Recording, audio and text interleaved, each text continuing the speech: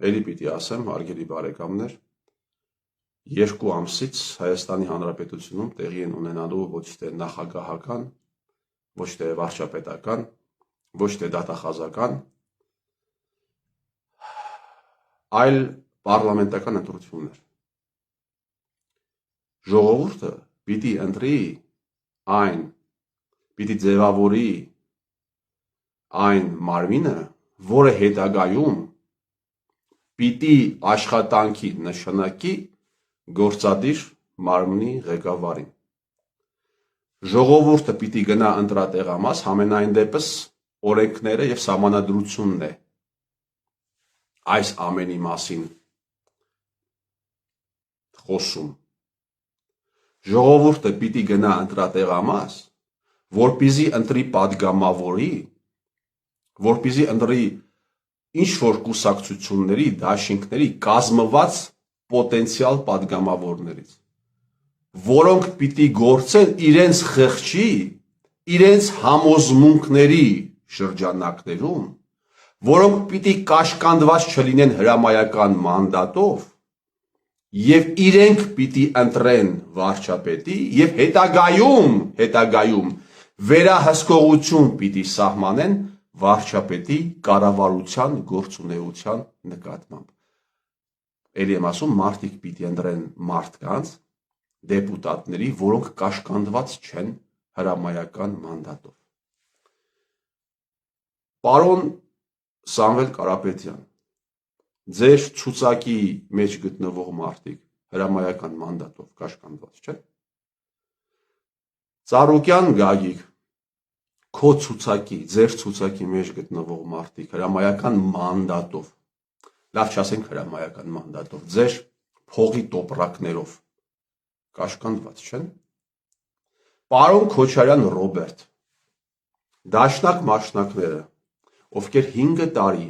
լեգիտիմացրել են պարլամենտում Փաշինյան Նիկոլի գործած բոլոր հանցագործությունները հրամայական մանդատով կաշկանդված չեն։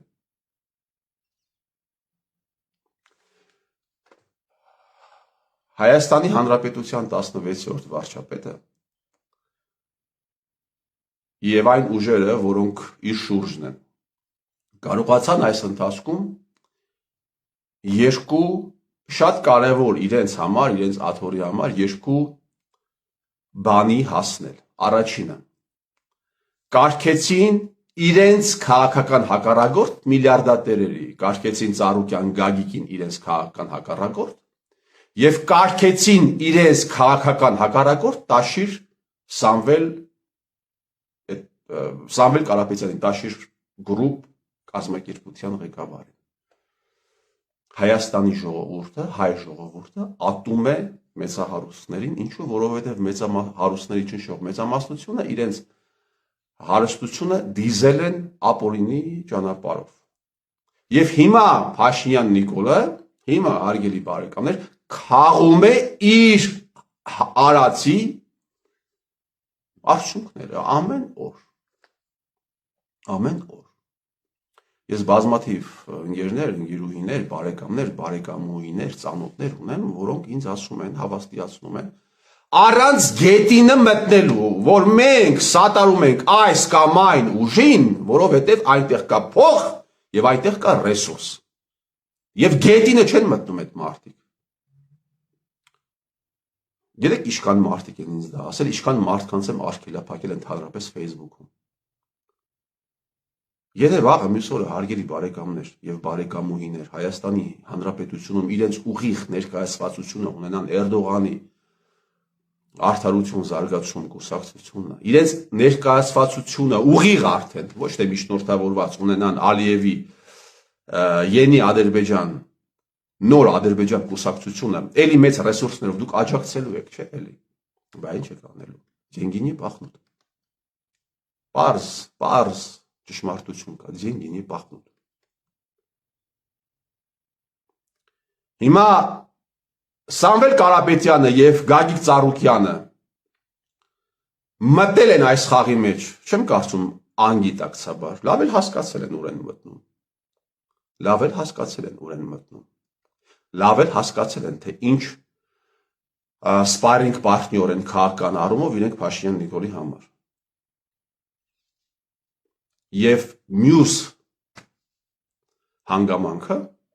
գաղափարական հակառակորդ Փաշինյան Նիկոլը կարգեց իրեն դաշնակ մասնակներին, հարգելի բարեկամներ, այս ազգայնական լոզունգներով հայտնի դաշնակ մասնակներին, որպեսզի կարողանա վաճառի ժողովրդի վրա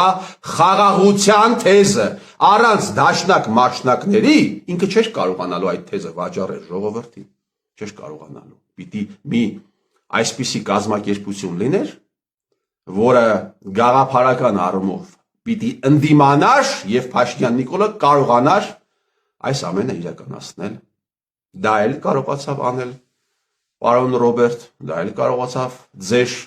ենթակայության կամ համագործակցության մեջ գտնվող ուժի միջոցով։ Պարոն Ռոբերտ, Արցախը երբ խուրդում էին հայ ջոչերը, կներեք էլի ես ժարգոնային բառի համար, բայց այլ կերպ ուղղակի չի կարելի այլ կերպ ուղղակի չի կարելի վերաբերվել այն ամենին, ինչ տեղի է ունեցել։ Արցախը երբ խուրդում էին, դե մենք հայերը սիրում ենք, չէ՞, ծխախոտ սարքել Արարատը, Արցախը այսպես վարի տալ, հայ ջոչերը, հայ որոշ այսպես կոչված օլիգարխները վաճառել են հեկերը ադրբեջանցիներին, Հայաստանի կառավարությունից կոմպենսացիա են ստացել։ Կասեք, պարոն Ռոբերտ, ձեր խմբակցությունը քանի անգամ է այս հարցը բարձրացրել պարլամենտում, քանի անգամ։ Պարլամենտում, ես նկատի չունեմ բուֆետում, ես նկատի չունեմ պարլամենտի զուգարաններում, ես նկատի չունեմ պառնոներում, ես նկատի ունեմ պարլամենտում։ Նիստերի ժամանակ քանի անգամ այս հարցը բարձրացրել։ Պարոն Ռոբերտ, իսկ եթե այս հարցը բարձրացնեին դաշնակ մասնակները, կարող են Նիկոլ Փաշինյանը դուրս գար եւ անունները տար այն մարդկանց, ովքեր այդ հանցագործությունը իրականացրել են։ Կարող է դրա համար չեն բարձրացրել։ Մի խոսքով դաշնակ մասնակներին էլ կարգեց իրեն քաղաքական հակառակորդ եւ այսքան ցածր վարկանիշ, այսքան մեծ հանցագործությունների մեջ թաթախված անձնավորությունը ստանում է մրցակցային առավելություններ այս մարդկանց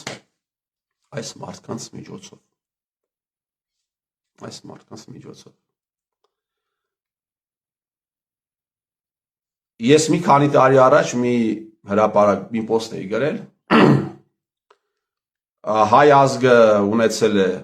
եւ Գյուլբենկյաններ, հայ ազգը ունեցել է եւ Օրբելիներ, պատկերավոր ասած, հա։ Հայ ազգը ունեցել է մարդկանց, ովքեր ողբերգության վրա կարողացել են փող աշխատել։ Հայ ազգը ունեցել է մարդկանց, ովքեր ողբերգության 20-րդ դարի մեծագույն մշակութային ողբերգությունն է, 20-րդ դարի 17 թվականի հեղափոխությունը, երբ Էրմիտաժը ընկել էր մի խումբ Կիրզվի սապոկներ հակած, ներողություն եմ խնդրում էմոցիոնալ խոսքի համար, մի խումբ անասունների ձեռք։ Եվ նրանք էժանով ուղղակի այդ հարստությունն էին հանել վաճառքի եւ դրանից օգտվում էին Գյուլբենկյանները։ Բայց հայ ազգը ունեցել է նաեւ Օրբելիներ, որոնք իրենց կյանքի գնով այդ ամենը պահում էին։ Եվ ամեն մարդ պիտի ընտրություն կատարի,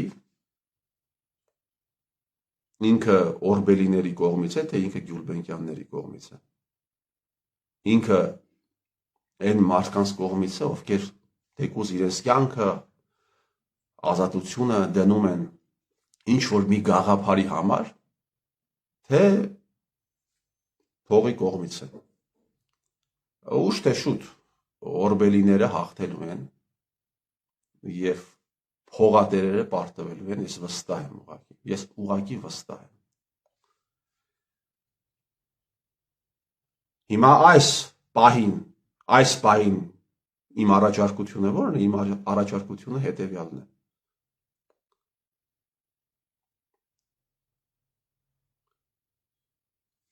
Այն մարդիկ, ովքեր այս համակարգի մեջ չեն, պիտի իրենց ամբիցիաները իջեցնեն ներքև,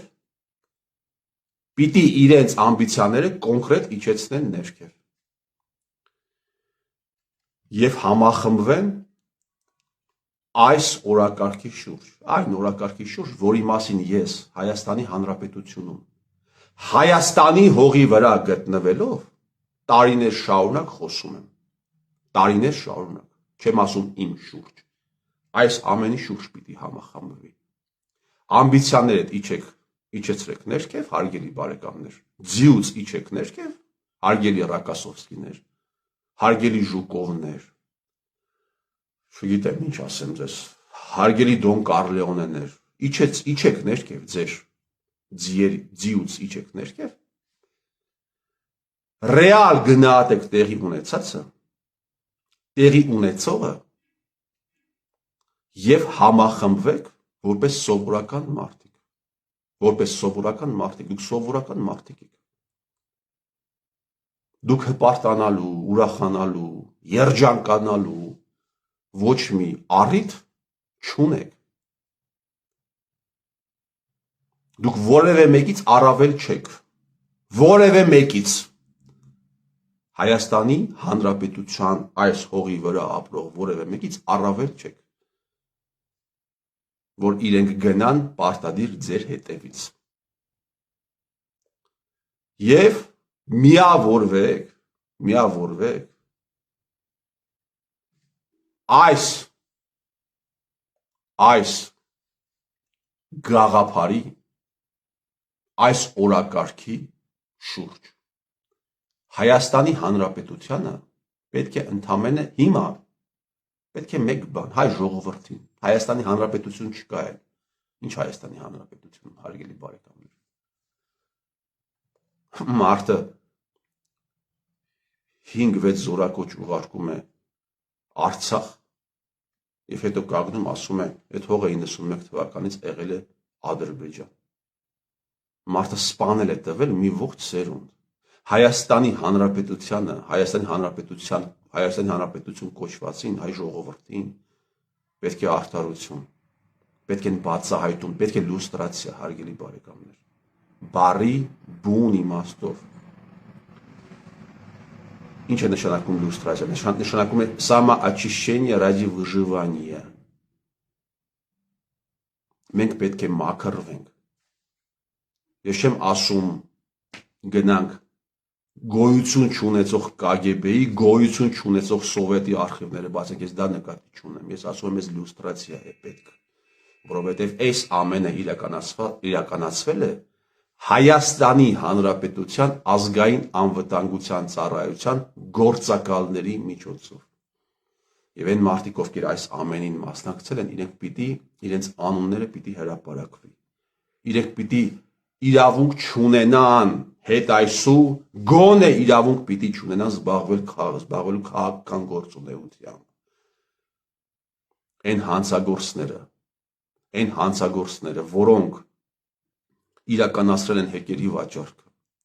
որոնք իրականացրել են այս ավանտյուրան, այն հանցագործները, որոնց միջոցով տեղի են ունեցել 44 օրյա դավադրության ընթացքում ռազմական սոսկալի չափերի հասնող ռազմական հանցագործություններ,